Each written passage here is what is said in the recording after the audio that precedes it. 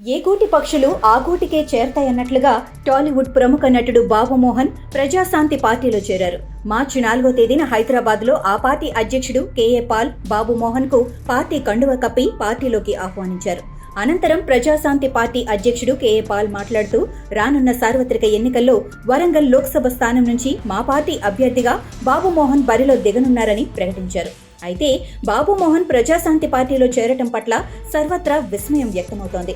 నటుడిగా టాలీవుడ్లో ప్రవేశించి అనతి కాలంలోనే మంచి నటుడిగా పేరు తెచ్చుకోవటమే కాకుండా కామెడీ ఆర్టిస్టుగా తనకంటూ ప్రేక్షకుల మనస్సుల్లో బలమైన ముద్ర వేశారని, ఇంకా చెప్పాలి అంటే 1451 సినిమాల్లో ఆయన విభిన్న పాత్రల్లో నటించి ప్రేక్షకులను మెప్పించారని, అలాంటి ఆయన ప్రజాశాంతి పార్టీలో చేరటం ఏమిటని వారు సందేహం వ్యక్తం చేస్తున్నారు.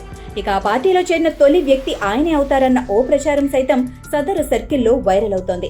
గతంలో కేఏ పాల్ వ్యవహరించిన తీరుకు ప్రస్తుతం ఆయన వ్యవహరిస్తున్న తీరుకు చాలా వ్యత్యాసం ఉందని, అలాంటి ఆయన పార్టీలో ఇప్పటి వరకు ఎవరూ చేరిన దాఖలాలైతే లేవని ఓ చర్చ అయితే కొనసాగుతోంది. అలాంటిది బాబు మోహన్ చేరికతో ఆ పార్టీకి ఏమో కానీ ఈ నటుడికి మాత్రం నష్టం తప్పదన్న ఓ ప్రచారం సైతం నడుస్తోంది.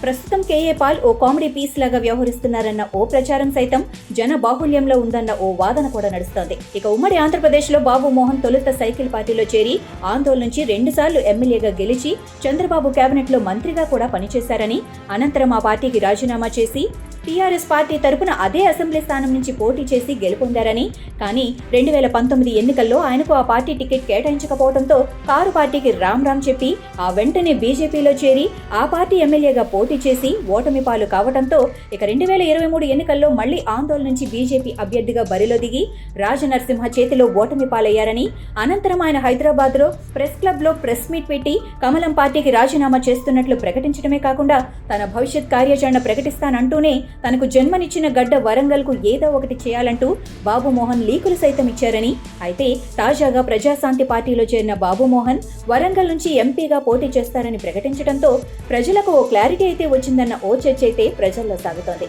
మరోవైపు తెలంగాణలో 17 లోక్సభ స్థానాలుంటే వాటిని కైవసం చేసుకునేందుకు అధికార హస్తం పార్టీ, ఇటు ప్రతిపక్ష కారు పార్టీతో పాటు కమలం పార్టీ వ్యూహాత్మకంగా పావులు కదుపుతున్నాయి.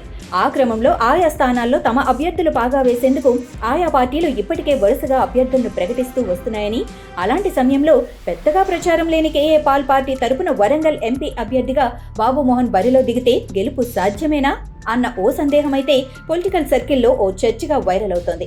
ఏది ఏమైనా బాబు మోహన్ బీజేపీలో ఉండగా ఆయన కుమారుడు ఎమ్మెల్యే టికెట్ కోసం ప్రయత్నాలు చేయటం, ఆ క్రమంలో తండ్రికే టికెట్ ఇచ్చేందుకు కమలనాథులు మొగ్గు చూపడంతో ఆయన కుమారుడు బీఆర్ఎస్ నాయకుడు హరీష్ రావు సమక్షంలో కారు ఎక్కేశారని, అయితే బీజేపీ అభ్యర్థిగా బాబు మోహన్ ఓటమి పాలు కావడంతో ఆయా పార్టీల్లో ఎంపీ టికెట్ కోసం ప్రయత్నించడం, అదీ కాక వరంగల్ లోక్సభ స్థానానికి తీవ్ర డిమాండ్ ఉండటంతో బాబు మోహన్ అడుగులు ప్రజాశాంతి పార్టీ వైపు సాగాయన్న ఓ చర్చ పొలిటికల్ సర్కిల్లో హల్చల్ చేస్తోంది.